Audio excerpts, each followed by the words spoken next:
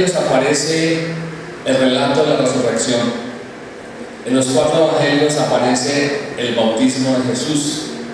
En los 4 evangelios aparece la razón de ser cristiano, la razón de tener la posibilidad de hacer las cosas a la manera de Dios.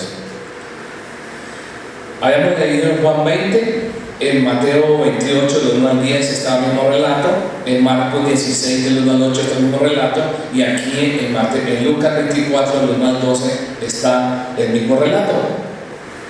Pero el relato aquí, en esta versión, la Biblia que yo tengo, comienza en el versículo 55 del capítulo 23. Entonces, vamos a leer nuevamente este relato desde la vista de Lucas. Recuerde que los evangelios dicen según, porque es la vista del escritor. Mateo escribe mirando a Jesús con la vista de Mateo, así como en Marcos, Lucas y Juan. Aquí dice Evangelio según Lucas. Lucas entonces lo vio de esta manera. Lucas 23, versículo 55 en adelante, hasta el 24:12. Dice: las mujeres que habían venido con él de Galilea también le siguieron y vieron el sepulcro y cómo fue puesto el cuerpo. Entonces regresaron y prepararon especies aromáticas y perfumes. Reposaron el sábado conforme al mandamiento. Y el primer día de la semana, 24:1, muy de mañana, fueron al sepulcro llevando las especies aromáticas que habían preparado. Y hallaron removida la piedra del sepulcro, pero al entrar no hallaron el cuerpo de Jesús.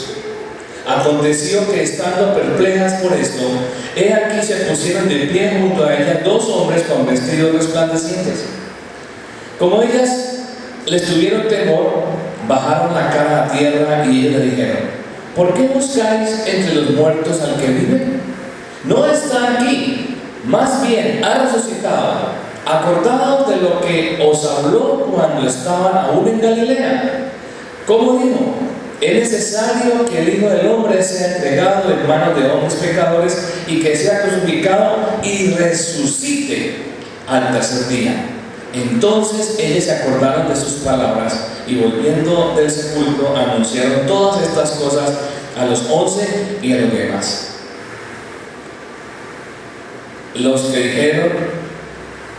Las que dijeron estas cosas a los apóstoles eran María Magdalena, Juana, María la madre de Jacobo y las demás mujeres que estaban con ellas.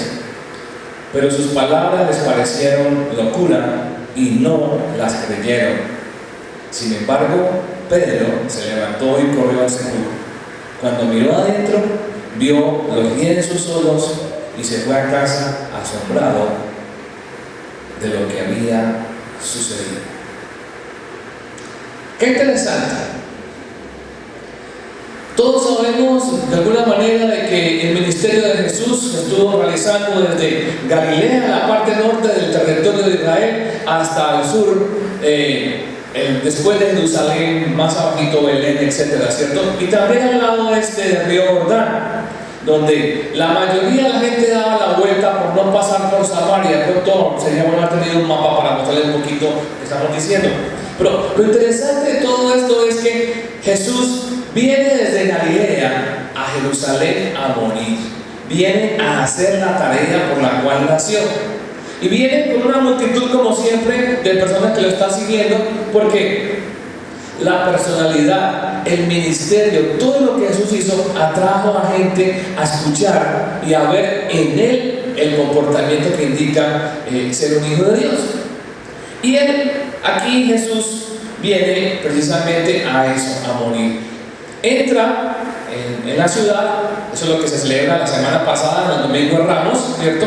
Entra a la ciudad y la gente lo glorifica y hace la cantidad de cosas con las ramas, etcétera, proclamándolo como rey. Pero en ese tiempo, después del domingo de Ramos hasta el jueves, él estaba en Betania, es como estar desde aquí al centro, más o menos es la que daba Betania. Y está en Betania allí los últimos días. Pero ya después viene a la última cena, que ya celebramos el jueves, y esa misma noche es tomado preso y ya sabemos qué le pasó. Vino a eso, a pasar toda esa serie de circunstancias, cumpliendo la Escritura. Si usted se toma el trabajo palmo a palmo de ver el trabajo de Jesús, lo que hizo Jesús en esos 3 años y medio, son más de 300 especificaciones del Antiguo Testamento respecto a Jesús, que las cumplió una a una al pie de la letra. Con eso podemos refutar cualquier cosa que digan los que quieran. La gente que dice que Jesús no es el Señor, que es otra persona, que Jesús no es Dios, etc., se puede refutar únicamente con esas poquitas, más de 300 posibilidades de confrontar a la gente para decirle: mire, está cumpliendo exactamente, y allá se llama Jehová y acá se llama Jesús, significando que es la misma persona como Dios. Pero bueno, no es una disertación de apologética, ¿cierto?, de defensa de Jesús, sino de ver por lo menos 3 necesidades que están aquí fundamentalmente en la lectura que hemos hecho. Lucas, que no es un judío, que no vivió en el tiempo de Jesús, que me imagino se toma el tiempo de investigar, porque como médico que fue, no daba diagnóstico de una vez, sino que me imagino que tomaba su tiempo para mirar las cosas. Lucas no vio a Jesús personalmente. Entonces toma posiblemente más versiones, toma más la posibilidad de escudriñar cómo fue lo que sucedió, ¿cierto? Y él, me imagino yo, no tengo otra fuente sino la imaginación, toma a las mujeres para preguntarles: cuéntenme, ¿cómo fue lo de Jesús? ¿Qué pasó con Jesús? ¿Cierto? Jocosamente siempre hemos dicho de que el anuncio se le dio a las mujeres para poder que se diera la noticia más rápidamente allá en Jerusalén, ¿cierto? Pero tal vez no era tanto por eso de la parte femenina que les gusta ser comunicativa, no. El asunto es que posiblemente ellas tenían más seguridad de creer lo que Jesús decía, porque aún sus 12 discípulos, ya 11, porque ya Judas estaba muerto hace ratico, no estaban convencidos de lo que Jesús había dicho era verdad. Todavía están teniendo, miren el versículo 12 que dijeron, perdón, el versículo 11. Pero las palabras de las mujeres les parecieron a ellos locura y no las creyeron. Anduvieron con Jesús, comieron de los panes y de los peces que multiplicó. Pudieron ver la pesca milagrosa con la cantidad de peces que ya rompían las barcas, las redes. Pudieron ver la sanación de la hija de Jairo, entrando aquí a Jericó. Esta última vez que venía, sanó a Bartimeo, el ciego. Han visto tantas cosas y sin embargo, esto que debería ser la consecuencia natural de ver todo lo que había pasado con Jesús, no lo creyeron. Igual pasa que el día de nosotros. Hoy todavía muchas de las cosas que la Biblia dice nos parecen locura. Y las confrontamos con lo que dice Discovery, History Channel y Nat Geo, ¿no? Pero es que yo vi la televisión, es que yo vi la película, es que tal cosa, y siempre está allí la connotación de mirar otra alternativa y no lo que la palabra de Dios dice. Por eso, una de las cosas con las que vamos a terminar, lo digo de una vez, es necesario que usted crea. Eso es lo último que vamos a tratar, pero desde una vez es necesario que usted crea. Estamos diciendo aquí como hijos de Dios que necesitamos leer y creer la palabra de Dios literal, no con la connotación de la interpretación, porque la interpretación se presta a que el intérprete la pueda manejar como quiera.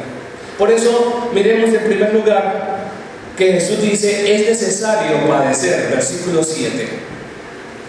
Versículo 7, están los dos ángeles, los dos personajes aquí con vestiduras resplandecientes. Dígale: recuerden lo que Jesús les dijo, es necesario que el Hijo del Hombre sea entregado y que sea crucificado, es necesario que muera.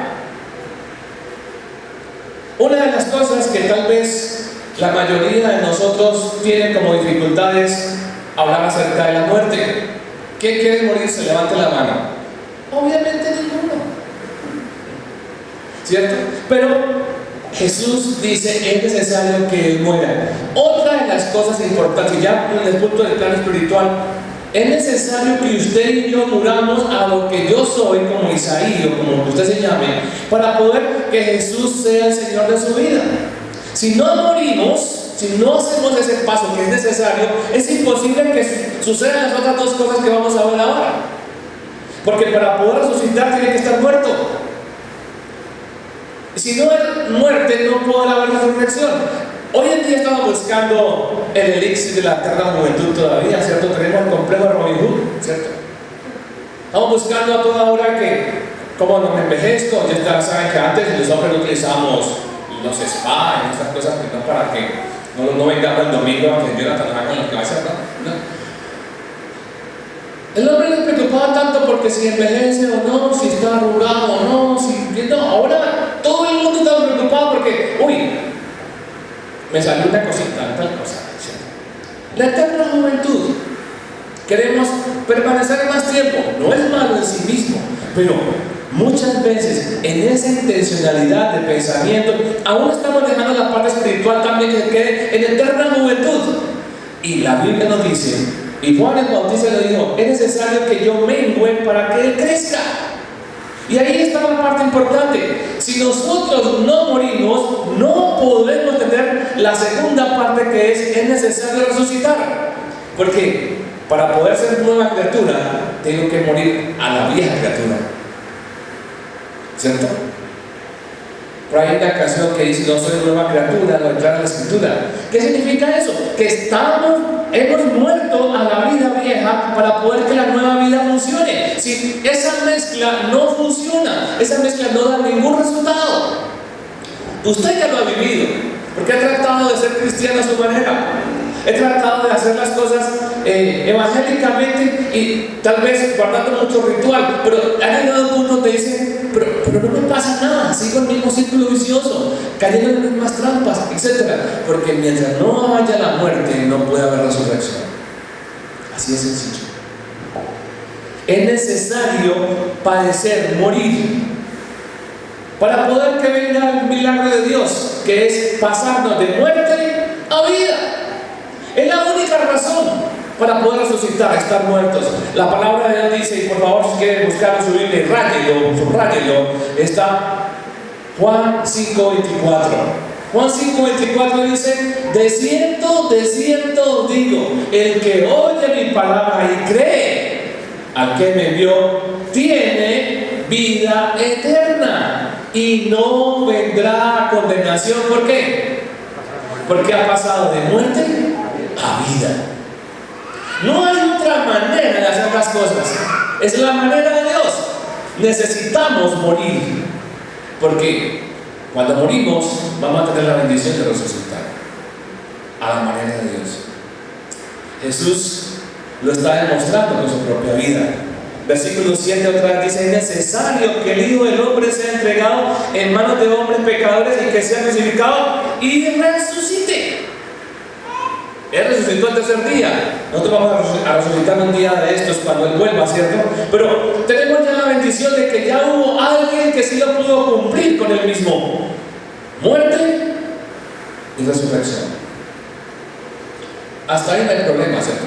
Porque eso es lógico, razonable, estamos trabajando con gente inteligente y no hay ningún problema. Pero la tercera necesidad es necesario que lo creamos. Porque ahí está el problema. El problema no es saber que la cosa lógica es, para poder que haya resurrección tiene que estar muerto, eso es lógico, cabe en la normalidad, es cierto. Pero que yo tenga que morir a Isaí mismo para poder que Jesús sea el Señor, a ver. Eso es como que vamos a quitar más despacio. ¿Cómo así que yo voy a dejar de hacer mis cosas? ¿Por qué? ¿Por qué?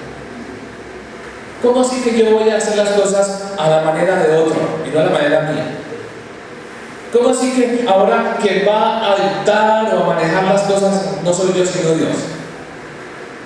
Y ahí tenemos el problema. Y ahí hemos patinado todos. Y ahí hemos caído en la trampa de la religión. La religión que nos dice, si usted hace estas cosas, usted puede estar en paz con Dios. Pero la Biblia me dice, no es así. No es de esa manera. No es haciendo cosas que usted puede alcanzar esa realización de pasar de muerte a vida. Porque Jesús hizo tantas cosas. Mire, ese Pedro que todavía no creía, ¿cierto? Hasta que no le dijeron las mujeres lo que había pasado. Leímos ahora en Juan que salió corriendo a ver la verdad hasta el sepulcro, ¿cierto? Pedro caminó sobre las aguas, cosa que nadie más ha hecho ni usted ni yo. ¿Sí? Tal vez este mago, ¿cómo es? Chris Angel, el que camina por encima del agua que vamos por la televisión, ¿cierto? La magia que él hace caminando por el agua. Pero del resto, que yo sepa, nadie puede caminar y no se hunde. Este Pedro que le pasó semejante experiencia tan tenaz, no cree. Ojo, porque las experiencias entonces no son motivadores para creer. Él la vivió. Tanto que, si es verdad que Jesús dijo que yo camine en él, y dijo, láncese. Y Pedro iba caminando sobre las aguas como Jesús. ¿Quién como Pedro, no? Mire, Pedro, perdónenme la expresión, era la rosca de Jesús. En todo lo que usted puede leer estaba Pedro metido. Siempre eran tres: Pedro, Juan y Santiago. Y ahí está ese Pedro que las vio todas, porque los demás vieron algunas, por eso las vio todas, sin embargo, no cree. Porque la experiencia no funciona muchas veces para ayudarme a creer. ¿Cómo decimos nosotros la experiencia amarga de otro? Que fue muy bruto, ¿cómo le ocurre eso? Ahora están presentando algunas películas de trata de personas, ¿cierto? Por la televisión. Pero esas muchachas, ¿cómo caen tan bobitas en esas cosas? Yo no hubiera caído en eso. Y cada uno tenemos una excusa para que yo no. La experiencia no funciona así. Es necesario creer. Y para creer necesito entender el mensaje de Dios. No solamente conocerlo, sino entenderlo. Porque cuando lo entiendo, ya puedo tomar decisiones. Es necesario creer. Mi querido amigo, hermano que está conmigo esta mañana y lo que están viendo posiblemente después allá en la televisión. Cuidado. No basta con que usted tenga un buen conocimiento de Dios. No basta con que usted tenga un buen conocimiento bíblico. No basta con que usted tenga muchas experiencias. Lo que hace falta es creer que la palabra de Dios es verdad y se cumple. No hay otra manera. Porque las maneras particulares es: estoy creyendo. Hoy me convencí más. Ya casi. Usted sabe que todo lo que es casi, ¿qué es? No es. Cuidado. Por eso este pasaje de resurrección me lleva a la reflexión de estas tres necesidades. Número uno, es necesario que usted y yo muramos. ¿A quiénes somos? Porque cuando morimos a lo que somos, Dios va a poder hacer el efecto maravilloso de pasarnos de muerte a vida, la resurrección. Pero para poder que eso suceda, hay un paso anterior todavía, que es creer. Juan 5:24 lo dice: el que oye y entiende y cree, le va a pasar lo que le va a pasar. Lea el versículo despacio para que vean. De cierto os digo, el que oye mi palabra y cree al que me envió, tiene vida eterna. No vendrá a condenación. ¿Por qué? Porque ese creer, ese entender, lo ha pasado ¿de qué? De muerte a vida. ¿Cómo está usted? No me diga nada en voz alta, no quiero que se delate, ¿cierto? Pero ¿cómo está usted? ¿En verdad está creyendo a Dios? ¿A la manera de Dios? ¿Como Dios dice que hay que hacer las cosas? ¿O está esperando a ver cómo le hacemos un atajo? Le hacemos un poquito de ventaja al asunto para hacerlo de nuestra manera. Porque si usted es un buen lector de la Biblia, se va a dar cuenta que toda persona que quiso hacerlo a su manera, porque le aumentó o le quitó algo, nunca salió bien favorecido. Pero aquel que las hizo a la manera de Dios, tomando lo que Dios dice a la manera de Dios, tuvo la bendición de Dios y más allá de lo que esperaba. Por eso quiero terminar diciéndole: ¿crees? Porque Jesús le dijo a sus amigas, María y Marta, ahí en Betania, estas palabras que quiero que le queden sonando en su mente. ¿No te he dicho que si crees, verás la gloria de Dios? Otra vez, ¿no te he dicho que si crees, verás la gloria de Dios? Dios le bendiga.